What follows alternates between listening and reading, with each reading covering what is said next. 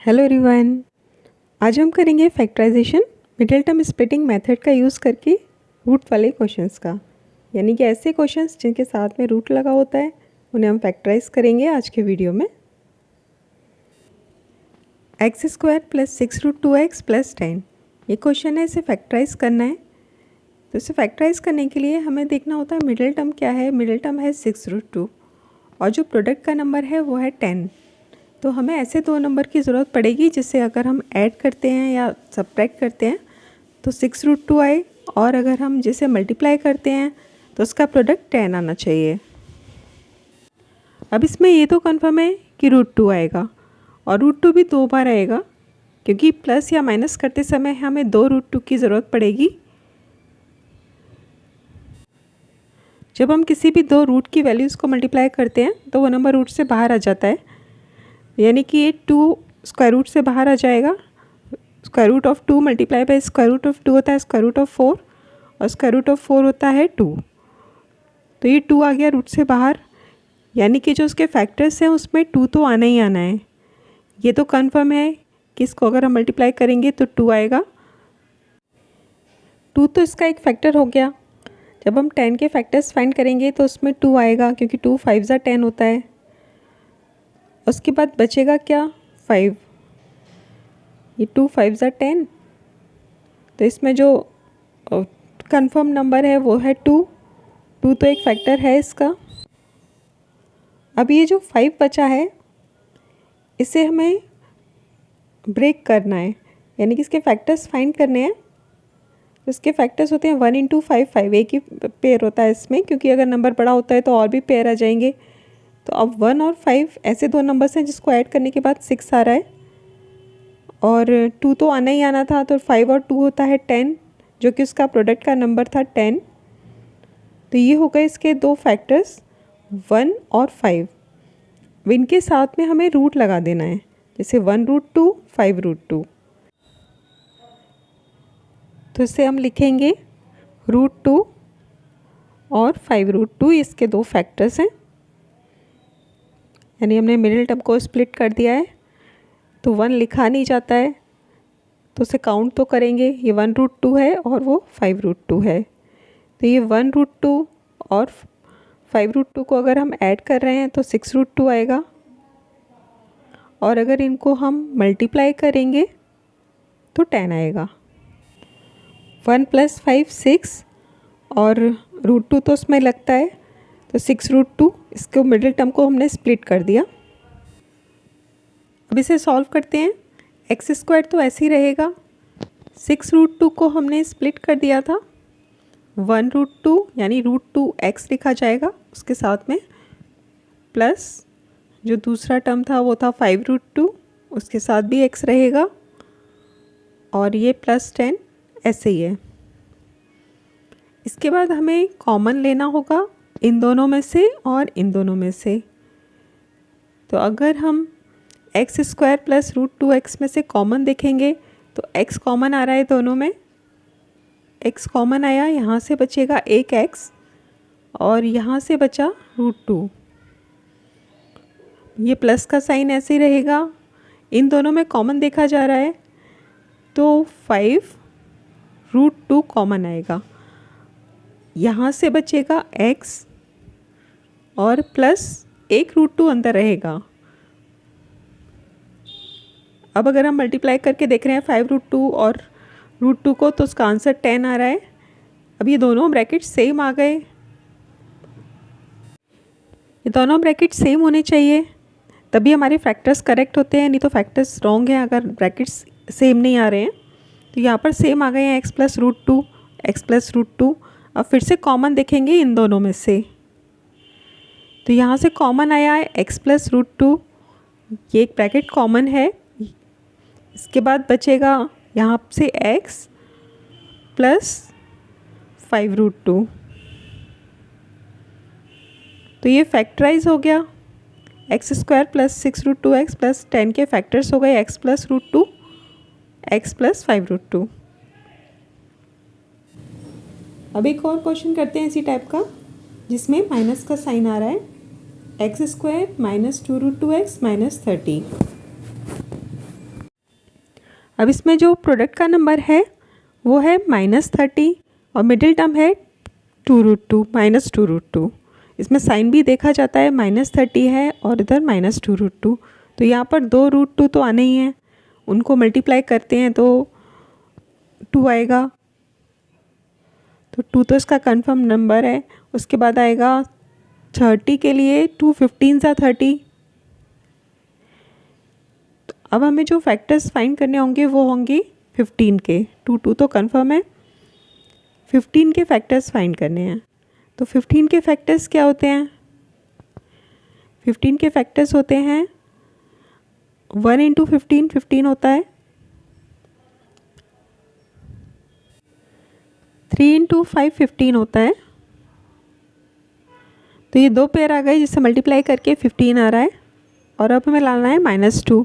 तो -2 के लिए हम यूज़ करेंगे 3 और 5 का। 3 और 5 को यूज़ करके -2 आ सकता है। तो √2 तो उसमें आना ही आना है, तो 2 बार √2 लिख लेंगे उसे। और -2 लाने के लिए हमें 3 के साथ प्लस का साइन लेना होगा और 5 के साथ माइनस का, क्योंकि ग्रेटर डिजिट के साथ माइनस का साइन होना चाहिए। -2 लाने के लिए ये 3√2 प्लस का है और 5√2 माइनस, क्योंकि +3 -5 होता है -2, हमें चाहिए था -2।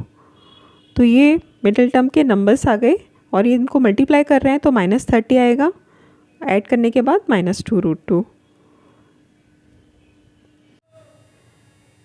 +3√2 -5√2 होता है -2√2 और +3√2 -5√2 होता है -30।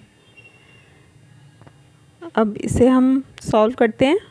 x² ऐसे ही रहेगा, मिडिल टर्म की जगह पर हम लिखेंगे +3√2x।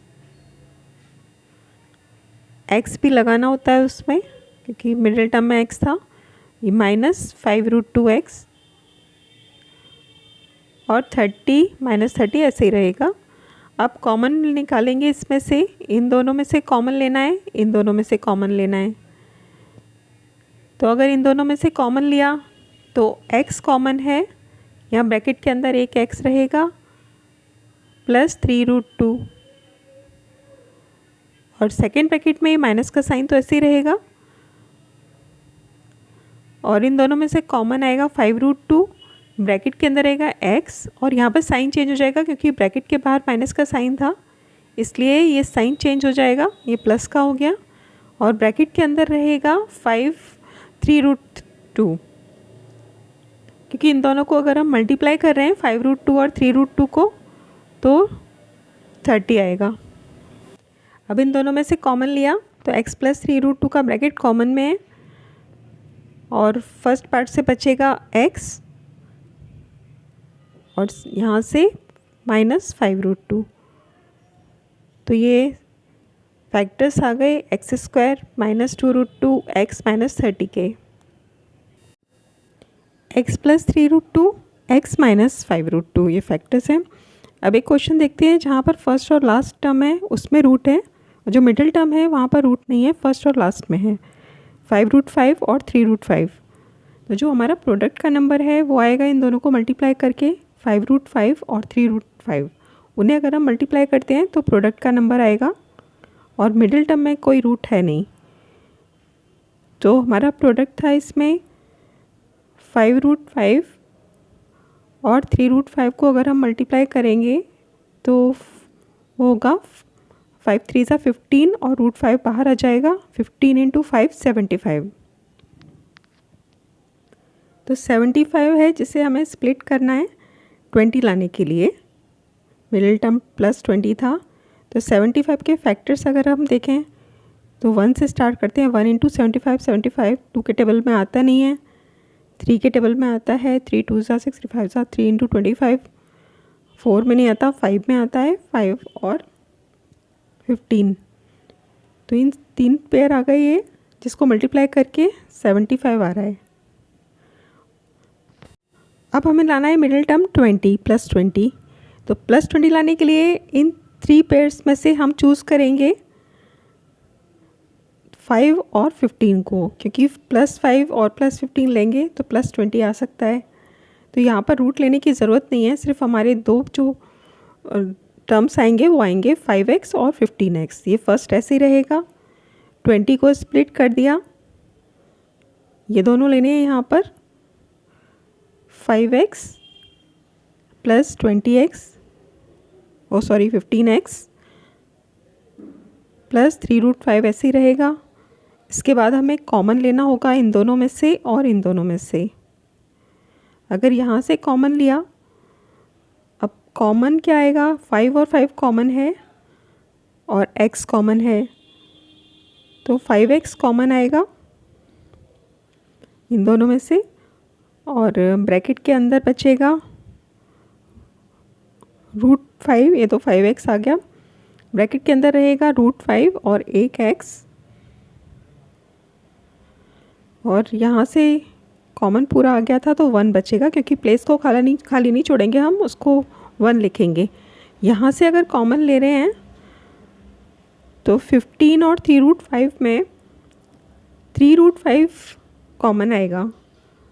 उसके बाद एक जो √5 बचेगा वो ब्रैकेट के अंदर आ जाएगा, क्योंकि 3√5 इंटू 5 को अगर हम मल्टीप्लाई करते हैं तो 15 आ रहा है।